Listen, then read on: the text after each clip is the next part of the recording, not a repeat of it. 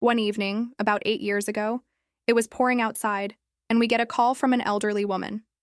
She called in and said that she was hearing footsteps in her house, and she thought there was a ghost inside because she regularly heard the sound of someone walking upstairs, but she lived alone. We went there just to check it out and make sure everything was okay. She stayed on the line with the 911 operator because she was really scared.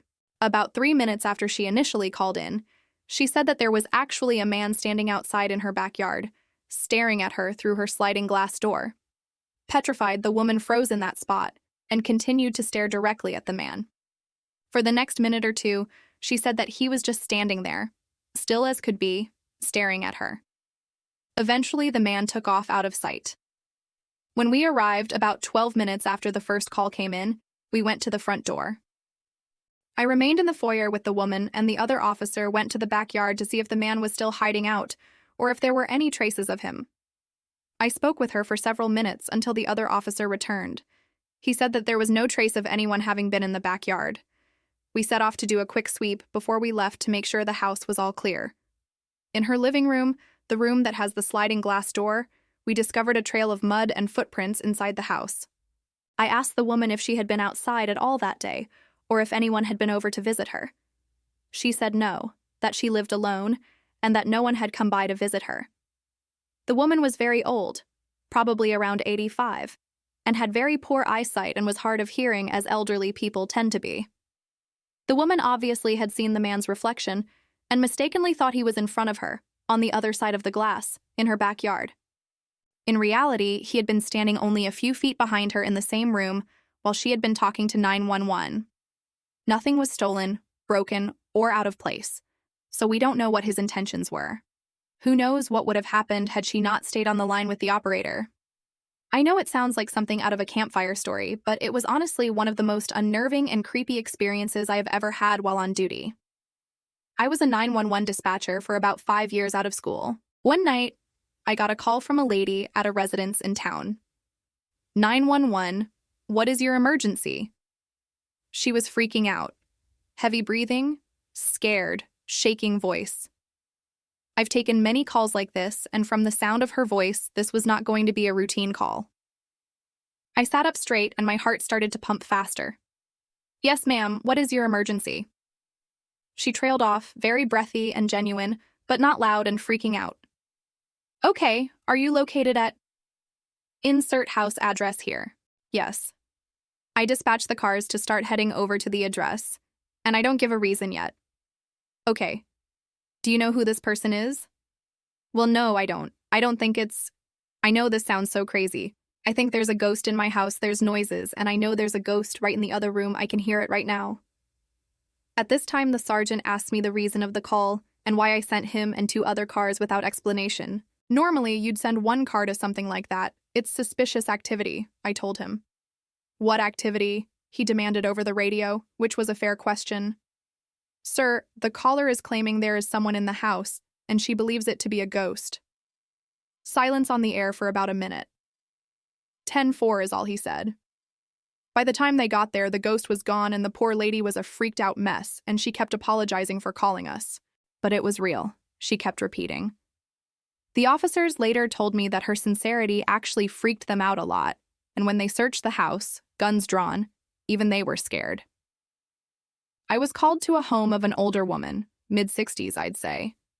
She reported that there were ghosts in her attic or basement every night for the past week or so. So I go in and I don't hear anything. I check the basement and the attic as she shows me around. I shine my light in the attic, but I don't see anything. The basement had lights on, but still nothing to be seen. A week goes by and I get called back to her house again, but this time I'm working a night shift. I go in and check the basement. Nothing. I check the attic, and there is a man with ragged, torn clothes huddled in a corner. Apparently, he was climbing in her window on cold nights. While there were no ghosts, it really did freak me the fuck out to see someone crouched in her attic. We arrested him, but dropped the charges since what he needed was help more than a record. He was homeless, and we helped him find a shelter to go to for future needs. I haven't seen him since. It's my job to help people, protect and serve and all that, and I try to take it to heart. I did my best to help both the resident and the trespasser. My uncle was the sheriff of a small town in New Mexico. He was the most hardcore person in our family, super straight-laced, never really bullshitted, and wasn't at all a joker. So when he told this story, which is backed up by my aunt, we all believed it without question. A local reporter named Bob D would always show up at any major police activity from the police scanner. Big car wrecks, fires, anything worth maybe reporting in the local paper. Everybody on the force knew Bob D. He was always around at least once or twice a week at various police activities. Now Bob was a bit of a joker himself. He would mess with people by flicking behind their ears. People would react to the flicks, thinking it was a bug, only to turn around and see it was Bob just joking around. Everybody liked Bob. Unfortunately, Bob had bad lung cancer and died pretty suddenly. His wife buried him, which was against his wishes. He wanted to be cremated. For the next couple of weeks after his funeral, people kept talking about seeing Bob at car wrecks, fires, all the same stuff he used to report on. There were 20-30 reports like this from civilians and members of the force. My uncle, however, didn't buy it. That is, until the night he and my aunt showed up at our house, gun drawn, pale as paper. We asked him what the hell happened, and he had to sit down, take his breath, compose himself, and start to outline what happened. Just a note, this is a guy that I never saw get rattled by anything. He said, my aunt and him were sitting on the couch in their house, watching TV. My uncle kept scratching at his ear over and over. Finally, my aunt asked him what the problem was, and he turned around just in time to see their bedroom door open. Bob D was standing there in the doorway clear as day. My uncle jumped up and started cussing and got my aunt's attention, who turned to see him there too. As soon as they both made eye contact with him, Bob smiled, turned and walked across the living room and out their front door. He closed the door behind himself and was gone.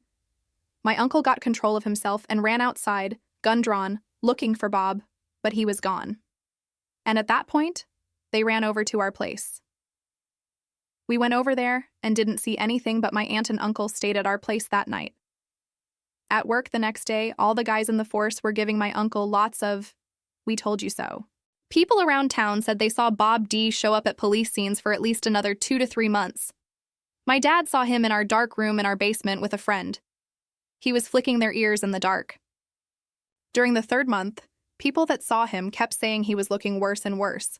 My uncle saw him 2 more times, each time confirming that he was looking more and more worn down. My dad concluded that he was decomposing, and his ghost was reflecting that process.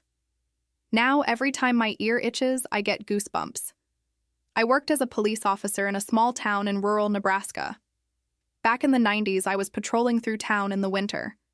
We had several abandoned houses in town, but one seemed to have the attraction of copper thieves, so we were told to keep an eye on it. I drove by it around 7 p.m. Since it sat on a corner lot, I had a clear view of all 4 sides of the house. As I drove around the corner, nothing looks out of the ordinary. About 2 hours later, I drive by again, and the back door is wide open. I know that the back door was not open when I drove by it earlier. Looking at the snow on the ground around the house, there were no footprints. So I think, what the hell?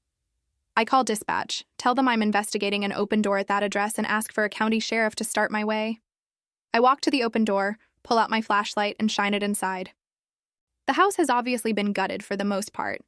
The plaster walls have been torn down, debris pile everywhere.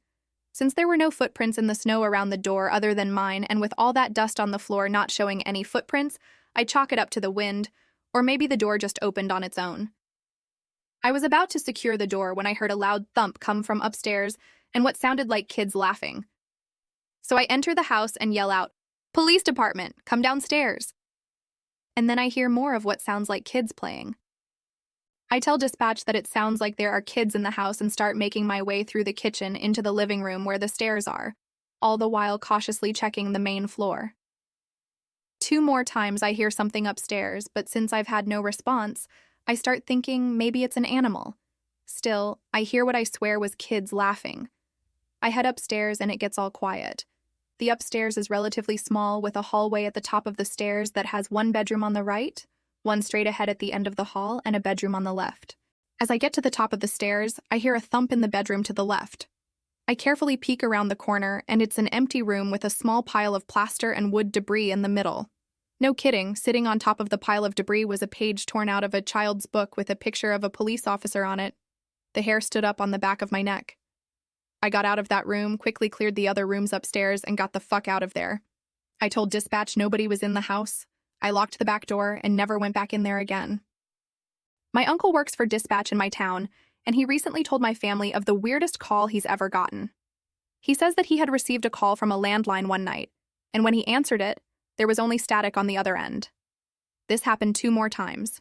Finally, he calls a squad to go check out the address from the caller ID. When the cops get there and walk into the house, they immediately saw that there was a dead body.